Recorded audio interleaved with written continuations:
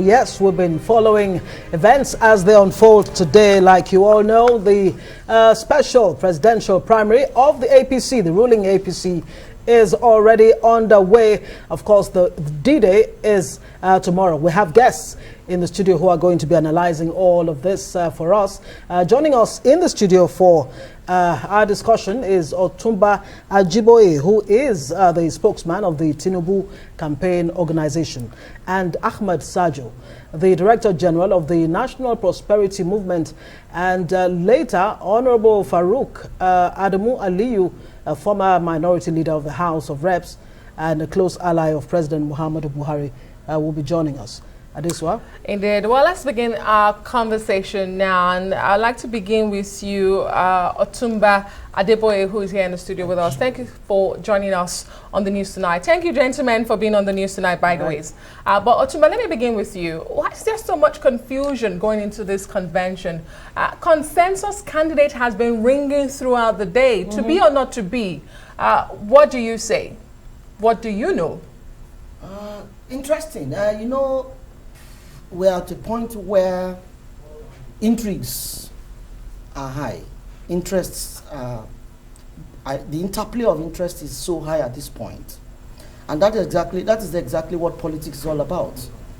It's a question of different dimensions and calibrations of interest. And when the interplay gets so heated up, too many things happen. I am aware of the inconsistency that has rocked the party in terms of what they want to do and what they do not want to do. In the last couple of hours, in the last couple of days, it has been so much of misinformation, disinformation, and too many kind of stories flying around. The latest was what I regard as a personal opinion expressed by the chairman of the party. Right. But it has been disputed from every quarter. The NWC, the Governors Forum, the president had outrightly distanced himself from such a personal opinion that is very, very acidic at this point. I can't understand, I cannot imagine how the chairman came about such a conclusion that he wanted to anoint Senator Ahmed Lawal. I don't understand. If he didn't meet with the NWC for them to have a resolution, I can't understand how he came about such a conclusion. Well, thank God, we still have men of conscience in this country. The governor rose to the occasion, and they promptly came out to say no. The power must go to the south. That is equity, justice. That is the basis upon which a country is built. Anything short of that is just anarchy. We're just trying to invite anarchy. We went through this in 1993. We can't go back to it, and we will not go back to it. Buhari is a man of integrity. Not under his watch will there be such invitation to anarchy by misbehavior, misinterpretation, and misconception of some leaders of Nigeria. I thank the governors for being men of high conscience and being outright in their disposition to say, look, Nigeria must be one. We can't afford to put Nigeria under such confusion and imbroglio at this point in time. Right, very strong adjectives there to use, indeed. Well, Ahmad Sajoh, let me come to you. I mean, you are the DG National Prosperity Movement and surrogate of Kayode Fayemi, who is also running in this race. How comforting really is it for you that northern governors, 10 of them, and then later another one joined them, the governor of Kwara State, in putting pen to paper, saying that the presidency for 2023 should go south? How comforting is that? Does it, ease the tension within the system, and does it, let me, use the word that Otunba here has used,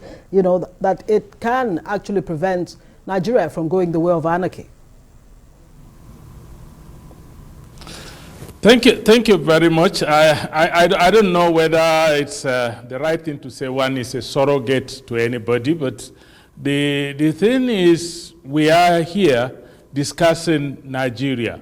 And I am really pained that in all of these discussions that are going on, the country itself is not at the forefront. What we need to talk about most essentially is what can we build around our shared and common values, values of equity, values of fairness, values of justice. These are very essential, these are very key.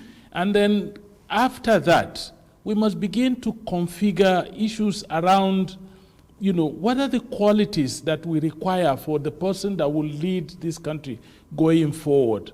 But nobody, no aspirant, whether by consensus or by election or by arrangement, should have any sense of entitlement that this is, the person is entitled, and so somebody has to anoint the entitled because the person deserves to be anointed. I think we should begin to configure narratives around what really qualifies a person to lead this country, and what are the issues that the person that is going to lead this country should be discussing. We are at a very difficult crossroad in the history of our country. We need stability, we need peace, we need to be secure, we need prosperity most importantly, and these are the issues that we should put across. We have one of the highest youthful populations in the world. Majority of our people are young.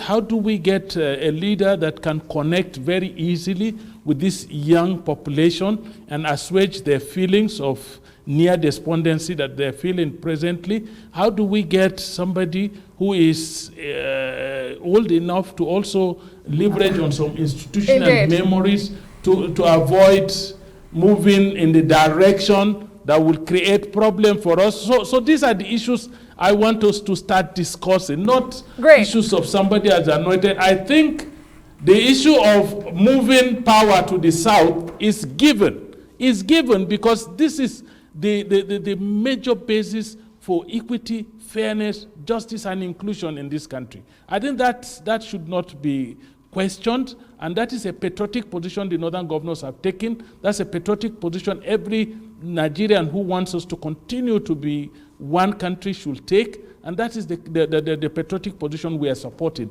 That power in this country... Indeed, those are the issues that we should be looking at. However, we cannot wish away the things that are happening in the political parties, because they are institutions that will determine our democracy and the lifespan of it. We see what's happening around the sub-region. And so we must talk about these things, even though they are other issues we need to talk about. Let me bring you in, Farouk Ahmad Aliyu. You're a former minority leader of the House of Representatives and a close ally of President Muhammadu Buhari.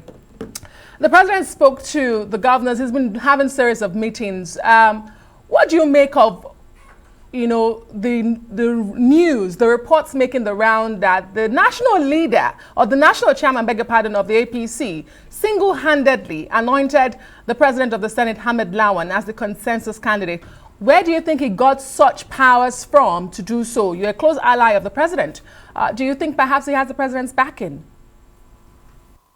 Well, I just hope and pray that the national chairman will come up with a statement, that he was probably misquoted or quoted out of context.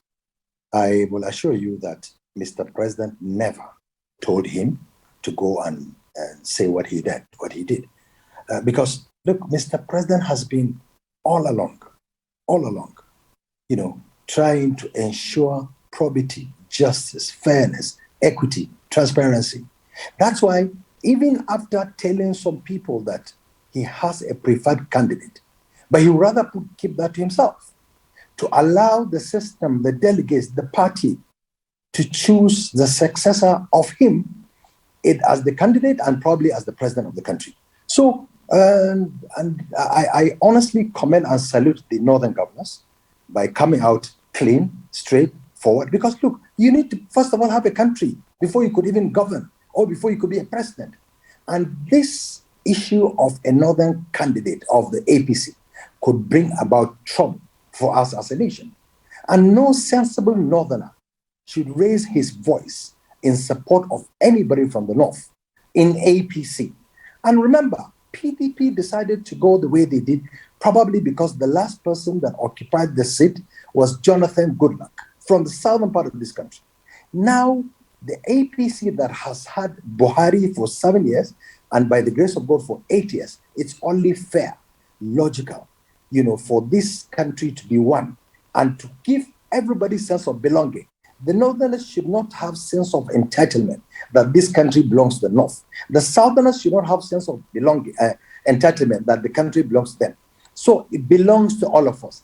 And it is not written in our constitution, but it is the norm that all of us in this country have agreed and accepted, North and South. If the Northerner leads this time around, next time is another. So I commend our governors, and I call on our brothers in the southern part of the country to have a meeting tonight so that they come up with one candidate for us. Now, earlier today, I was speaking, on another program with another senator from southeastern part of this country who is saying that Southeast has been marginalized. Now, the Southeast needs to go and lobby their brothers and sisters from other regions of South.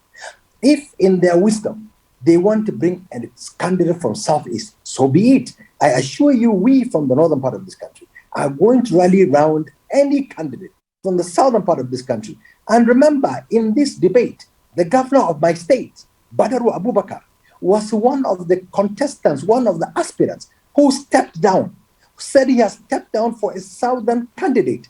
So what is anybody talking about? So to me, the president has done well by distancing himself from what the chairman has said. And I am sure, and I want to believe, and I hope and pray the national chairman will apologize to all of us Nigerians and that he was quoted out of context. If this is done, then we're good to go. Okay, great. Biodun Ajiboye, let me come to you. Over the weekend, it came, there were news reports that the president had agreed with the northern governors that it should go to the south. And then here we are, President Buhari is ruling out a preferred presidential candidate, says delegates will decide. How is the Tinubu camp receiving this? And then what exactly is the issue still on the issue of consensus as far as Tinubu's camp is concerned? And now that it looks like it's going to come south, why is it difficult for the southern candidates to actually come together and come up with that consensus candidate? Well, thank you very much. As far as we are concerned in the Tinubu camp, we are Democrats. Our principal Senator, Bola Ahmed Tinubu, Asiwaju Bola Ahmed Tinubu is a Democrat. All we want is a level playing field. All we want is free, fair, and just election. All we want is to allow every one of the aspirants to go to the field and test their popularity.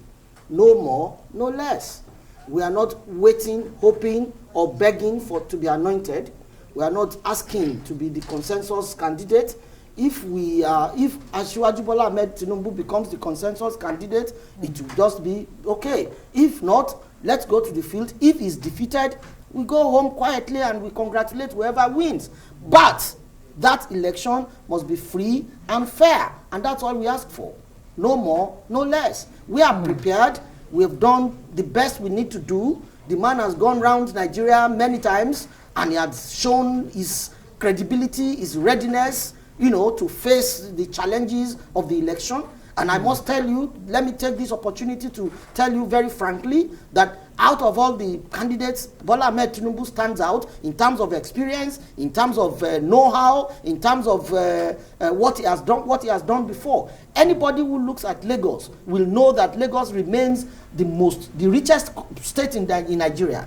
Lagos remains the best in terms of coordination, in terms of projects, in terms of succession, in terms of political normacy and all of that. So if you look at what it takes a man to run, Lagos since about 16, 18 years, and Lagos still remains as good as it is with an IGR of close to 51 billion a month. It's no mean feat. Okay. That man can replicate what he did in Lagos in Nigeria. If he does that, Nigeria will be better for it. I promise. Okay, let's bring you in back, Mr. Sajoh. You are from the camp of the governor of Ekiti State, who's also an aspirant, Governor Fayemi. What do you make of the consensus arrangement? If the North has said, let's go to the South in the APC, you have quite a number in the race. Is Governor Fayemi willing to step down for any of the other aspirants from the southern region so that you can have a consensus? Is he open to that? I think we should look at consensus within context. The country is faced with two basic challenges that are very, very urgent at present. One is, of course, the security challenges we are facing, and the second one is the very basis of our unity as a country. And I think that one of the people with the highest level of qualifications to address those two issues is His Excellency Governor John Kayode Fayemi, not only being a Democrat, but a true builder of national unity. He started the Progressive Governors Forum as its leader, and today he is the chairman of the Nigeria Governors Forum, despite the fact that it's a concert of peers and is another avenue for testing our diversity. He's been able to ensure that there is unity and stability within it. He has also had the capacity, you know, as a consultant to other countries, not just Nigeria, on security. And today, like the governor will tell you, Ekiti has the lowest crime rate in the country. And I think we need to address those issues. As to whether there is no point asking anybody to say whether one person will step down for another or not. I think what we should start talking about is what are the qualities that these our leaders are bringing to the table? What are these? How do we leverage on those qualities to address the problems and the issues that are really, really confronting this country? And I think Governor John Kayode Fayemi has all that it takes to really address issues of our national unity, bring stability in our country, and he also has the capacity to understand and leverage on his knowledge as a scholar of security studies to restore peace and security in our country. And I think these are the issues. Then, of course, the issue of prosperity. Governor John Kayode Fayemi is telling you that he's campaigning on the need to continue or to conclude the unfinished greatness of the country, and that Nigeria may prosper. And I think we need prosperity. And I told you, he is young enough to connect with the younger people in this country who constitute the largest population. And he's old enough to understand, to have sufficient institutional memory to avoid falling into the pitfalls of the past in our trajectory to go into greatness and to go into prosperity and to develop our country. Okay. Farouk, let me ask you, I mean, you're an ally of President Muhammadu Buhari. There seems to be a level of aloofness on the part of President Muhammadu Buhari on this issue of who will take over from him in 2023. It looked initially like he had some interest, but all of a sudden we're hearing that, look, it's going to be up to the delegates to decide who becomes president in 2023 or who emerges within the APC, of course. This aloofness seems reminiscent of for nobody and for everybody. Is that what's playing out? And is it going to hurt the APC eventually? Well, I honestly take exception to your wordings of aloofness. You know, listen, he is president of Nigeria first, which means whether you're in APC or in PDP, whatever you are. So, and for him, it's just being himself. The look as a leader.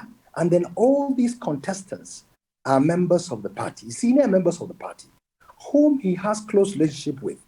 And even though he has somebody in his mind that is his own, that he would prefer, but instead of him to be a dictator, not like a super delegate who will anoint preferential candidate of his onto the other people, he decided to say, look, the party, the delegates, which are the constituted authority to elect a flag bearer of any party. That's exactly what he's doing. So he's just allowing the democratic tenets of our party and members of the party to have sense of belonging, to have respect that Mr. President is not going to impose his wish onto the people. He will rather say, okay, fine. My leaders leaders of the party, Nigerians, members of the APC, whom do you think will be best to carry on? And remember, we are the party in government, which means whoever we put in as the candidate, which means we'll have the acceptance of virtually most people in the party, which means that we, including the president, shall go out there to ensure he wins the election. So to me, what the president is doing is right. In fact, in trying to tell everybody that, look, other statements that came out from the national chairman and others, that Mr. President has anointed Ahmed Lawan, because talking about consensus, that when the national chairman made those assertions, which means he had the approval of Mr. President. Mr. President came out through his spokesperson to say that, look, I have no preferred candidate, overtly, at least. He has not told anybody, which means overtly any member, any of the contestant that feels that he has the onions worth to be checked should put himself to the delegates tomorrow. And that's exactly what he's going to do. Mr. President will come in, he will not even vote because he's not a delegate, but as the leader of the party, will be there to put his stature there, to ensure that things are done properly, transparently, so that if anybody loses, you will know that you have lost through a transparent, process. Nobody should blame Mr. President for anointing anybody. So to us, his proteges, he did very well and he's doing well. That, look, he's for everybody and he's for nobody. We'll keep our fingers crossed. As we know, the APC is not alien to consensus. We're counting down to the hours, but we must thank you, gentlemen, for being on the news tonight and sincerely wish you the best with your party primary tomorrow. Otunba Ajiboye, spokesperson of the Tinubu Campaign Organisation, Ahmad Sajoh, Director General of the National Prosperity Movement, and one of the bodies that fused into the Kayode Fayemi Presidential Campaign Organisation. Thank you so much. And Farouk Ahmad Aliyu, former minority leader, House of Reps, Kudu Buji Federal Constituency, a close ally of President Muhammadu Buhari. Thank you all, gentlemen, for joining us on Newsnight.